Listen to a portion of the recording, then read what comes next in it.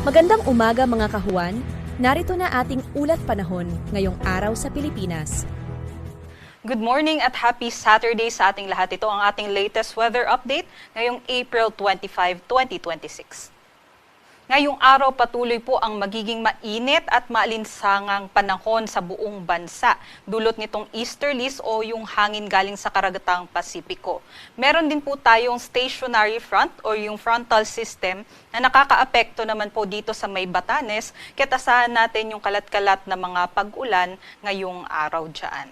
Meron din po tayong nakikita na mga kaulapan dito po sa may southern portion ng Philippine Sea at inaasahan po natin ito po ay magkukos ng mga pag-ulan bukas hanggang sa Monday. Ngayong araw, inaasahan nga po natin magiging maulan dito sa may Batanes area. Ngayong araw, buong araw po yan dahil nga po dito sa frontal system. But other parts of the country ay magiging mainit at maalinsangan. Ito po yung ating inaasahan na agwat ng temperatura o yung air temperature pa lamang po ito. Pinakamataas sa may Tuguegarao 25 to 36. Sumunod dito ang Metro Manila 25 to 35. At dito naman po sa may Legazpi 26 to 33.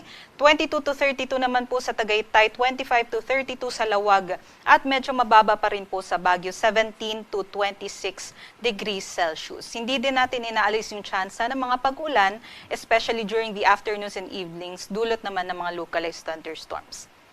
Dito naman po sa may Palawan, Visayas at Mindanao, ganun din po ang ating panahon at meron din po tayong mga inaasahan na mga panandaliang buhos ng ulan pagsapit ng hapon hanggang sa gabi. Ito po yung ating inaasahan na agwat ng temperatura. Kung mapapansin po natin, yung minimum temperatures natin ngayong umaga ay mas matataas na po. So naglalaro po ito between 26 to 27 degrees Celsius. Yung maximum temperature naman po natin ay usually nare-record po natin yan between 2 to 5 p.m. So, pinakamataas na maximum temperature na inaasahan natin ngayong araw dito po sa may Zamboanga, Puerto Princesa at sa may Kalayaan Islands hanggang 34 degrees Celsius po. Air temperature pa lamang po yan.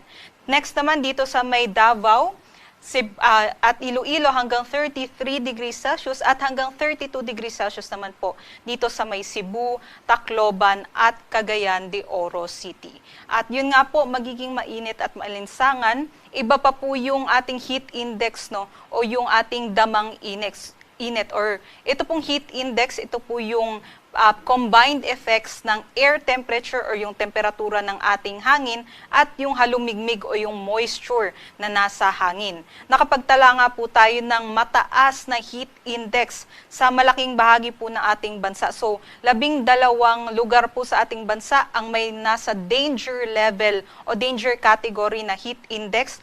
Una na po dito yung Butuan City, Agusan del Norte, 47 degrees Celsius at sumunod ang Dumangas, Iloilo, 46 degrees Celsius. Yung danger level category natin ay maaari pong magdulot ng heat exhaustion, heat cramps, and kung magbabad po tayo sa init, lalong-lalo na sa tanghali hanggang sa hapon, ay maaari din po ito magdulot ng heat stroke. Delikado po ito kaya doble ingat sa ating mga kababayan. Dito naman sa Metro Manila, nakapagtala tayo kahapon ng hanggang 39 degrees Celsius na heat index na nasa extreme caution category.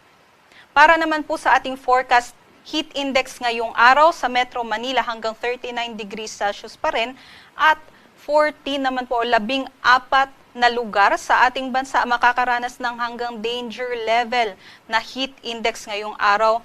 Pinakamataas pa rin sa may Butuan City, Agusan del Norte at Dumangas, Iloilo, 45 degrees Celsius hanggang 44 naman dito sa La Granja, La Carlota, Negros Oriental, maging sa may Borongan, Eastern Samar, 43 degrees Celsius naman sa may San Ildefonso, Bulacan, Iloilo City, Iloilo, Catbalogan, Samar, maging dito sa may Cotabato City, Maguindanao del Norte, at nasa 42 degrees Celsius naman sa may Sangli Point, Aborlan, Palawan, Rojas City, Capiz, Mambusaw, Capiz, Baybay City, Leyte, and sa may Giwan, Eastern Samar.